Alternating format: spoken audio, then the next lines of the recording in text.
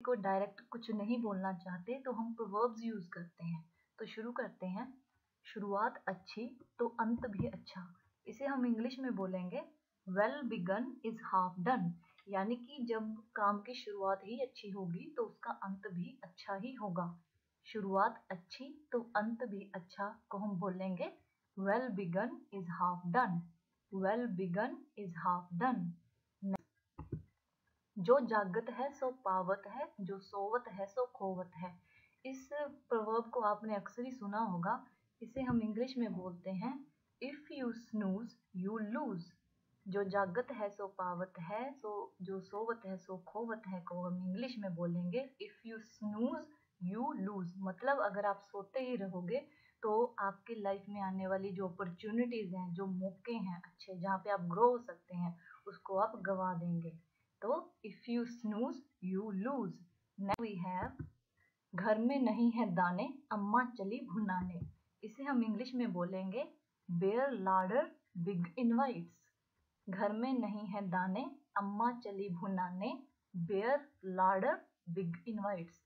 यानी घर में तो पैसे नहीं है, दाने नहीं है और इनविटेशन दिया जा रहा है, निमंत्रण दिया जा रहा है बड़े बड़ों को।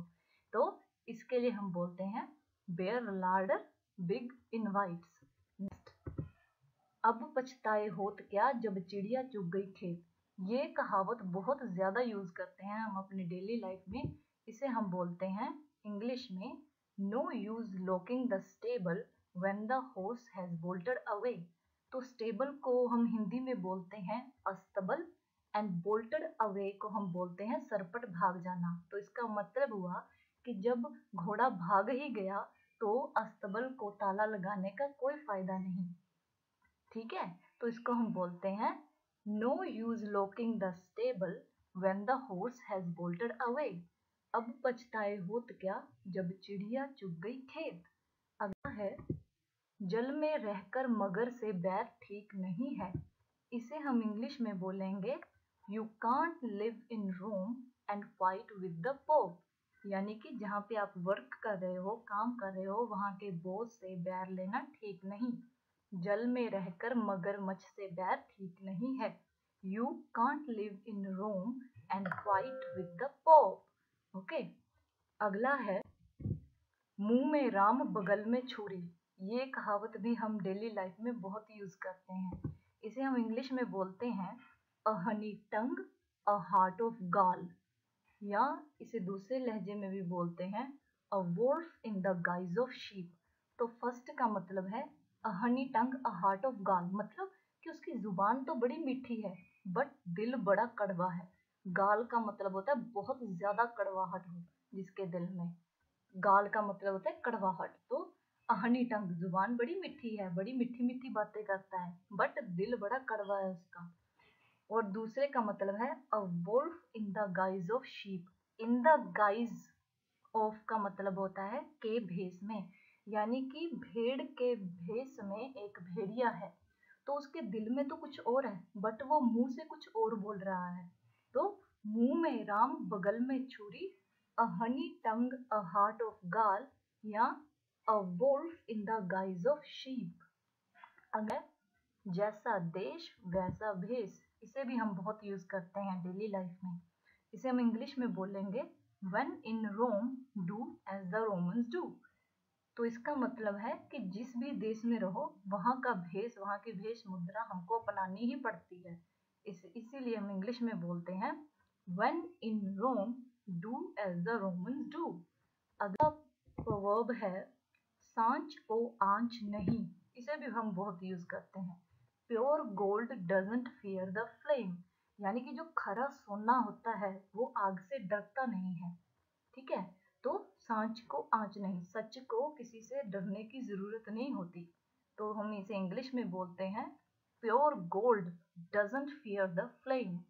नेक्स्ट प्रोवर्ब है जैसा करोगे वैसा भरोगे। इसे भी हम बहुत यूज करते हैं। As you sow so shall you reap, मतलब जैसा बोओगे वैसा काटोगे। बोआ पेड़ बबूल का आम कहाँ से पाए। इसे हम दूसरे एंगल से भी बोलते हैं do evil and look for like, यानी कि अगर तुम बुरा करोगे तो तुम्हारे साथ भी बुरा ही होगा। तो जैसा करोगे वैसा भरोगे को हम दो तरीकों से बोल सकते हैं इंग्लिश में। पहला है as you sow shall you reap. दूसरा है do evil and look for like. ये दोनों ही इस कहावत के लिए यूज होते हैं। पहला है लालच बुरी बला है, इसे हम बोलेंगे ग्रीड इज द कर्स, यानी कि लालच एक शराब की तरह है। और दूसरे लहजे में इसे बोलेंगे avarice is the root of all evils. Avarice का मतलब भी लालच ही होता है, तो लालच सारी बुराइयों की जड़ है। ठीक है, तो लालच बुरी बला है को हम दो तरीकों से बोल सकते हैं इंग्लिश में, ग्रीड इज द कर्स या avarice is the root of all evils.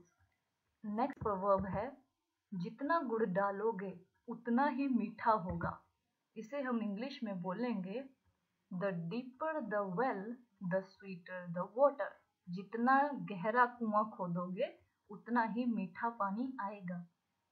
तो इस कहावत को बोलते हैं जितना गुड़ डालोगे उतना ही मीठा होगा।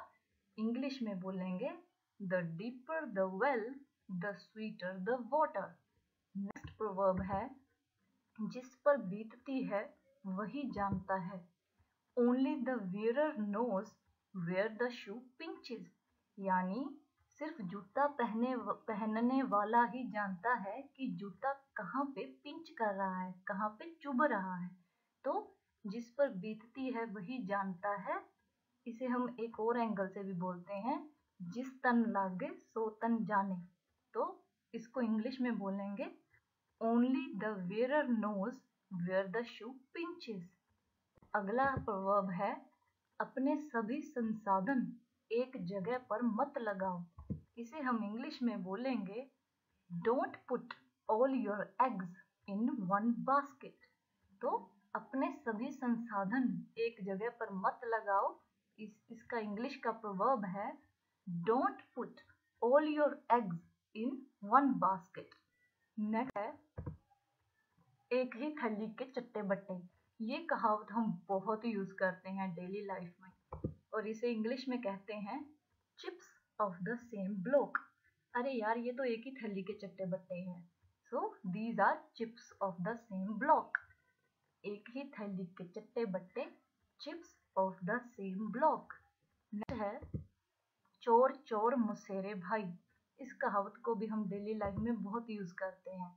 इसका मतलब होता है birds of a feather flock together, यानी एक किस्म वाले पंछी, एक ही पंखों वाले पंछी एक ही झुंड में इकट्ठे उड़ेंगे। तो चोर चोर मुसेरे भाई, इसको इंग्लिश में बोलेंगे birds of a feather flock together. अगला प्रोवर्ब है सुंदरता देखने वाले की आंखों पर निर्भर करती है।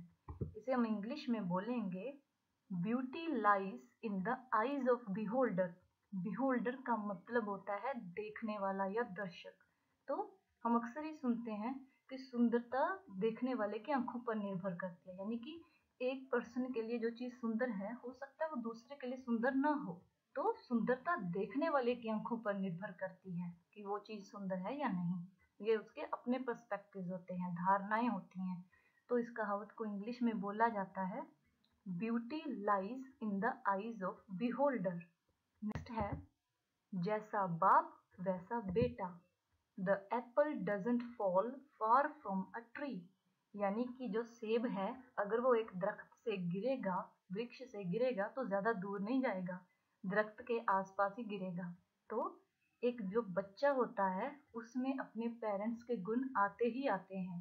ठीक है, तो जैसा बाप वैसा बेटा, इसे हम इंग्लिश में बोलेंगे the Apple doesn't fall far from a tree.